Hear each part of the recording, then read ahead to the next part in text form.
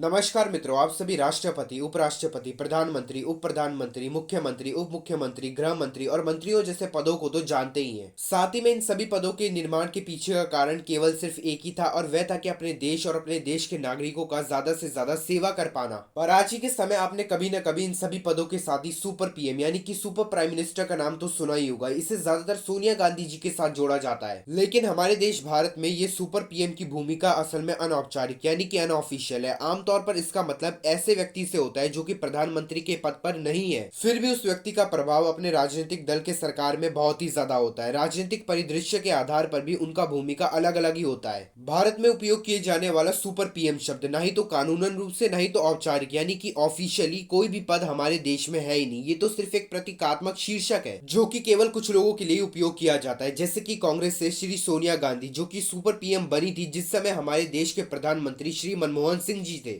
वैसे तो 2014 से लेकर अभी तक हमारे देश में कोई भी सुपर पीएम नहीं है, लेकिन हमारे देश की स्वतंत्रता से लेकर आज तक हमारे देश में अभी तक तकरीबन 3 सुपर पीएम रहे हैं। इनमें से सबसे पहले थे पीएन हक्सन 1971 से लेकर 1973 तक। यह श्री इंदिरा गांधी जी के शीर्ष सलाहकार थे। कहा जाता है कि इन्होंने उस समय हमारे देश के बैंकों के राष्ट्रीयकरण और विदेश नीति सहित प्रमुख नीतियों को आकार देने में एक बहुत ही महत्वपूर्ण भूमिका निभाया था। साथ ही में 1971 बांग्लादेश मुक्ति युद्ध में भी। फिर इनके बाद आते हैं 1975 से लेकर 1977 तक संजय गांधी। इंदिरा गांधी जी द्वारा लगाए गए आपातकालीन के दौरान कहा जाता है कि उनके बेटे संजय गांधी के पास अपार शक्ति आ गया था और उन्हें इस दौरान वास्तविक प्रमुख सरकारी निर्णयकर्ता लेने वाले के रूप में देखा गया था। संजय गांधी जी ने सुपर पीएम रहते समय हमारे देश में नसबंदी, झुग्गी बस्ती आंदोलन पर नीतियों को नियंत्रित किया था। इन सभी के बाद अब अंत में आती हैं 2004 से लेकर 2014 तक सोनिया गांधी जी जो कि कांग्रेस पार्टी की नेता और यूपीए गठबंधन सरकार की अध्यक्ष यानी कि चेयरपर्सन थी। इन्हें उस समय हमारे देश के प्रधानमंत्री श्री मनमोहन सिंह जी के पीछे असली शक्ति के रूप में माना जाता था। कहा जाता है कि सोनिया गांधी जी ने सुपर पीएम रहते समय सूचना का अधिकार अधिनियम और national rural employment guarantee act सहित भारत के कई सारे प्रमुख निर्णयों को प्रभावित किया था। यानी कि किसी भी कार्य को पूर्ण करवाने के लिए सोनिया गांधी जी की मंजूरी का होना बहुत ही ज्यादा आवश्यक होता था, नहीं तो वह कार्य जो है वह कभी हो ही नहीं पाता उनके समय में। वास्तव में एक सुपर पीएम के पास कई गुना ज्यादा शक्तियां होता है। यह सब जो हमने बताया इससे तो कई गुना ज्यादा, जैसे कि राजनीतिक रणनीतियों को आकार देने में, चुनाव रणनीतियों, गठबंधनों और पार्टी नेतृत्व के निर्णयों को संभालना, विदेशी नीतियों और सुरक्षा प्रभाव, अंतर्राष्ट्रीय संबंधी और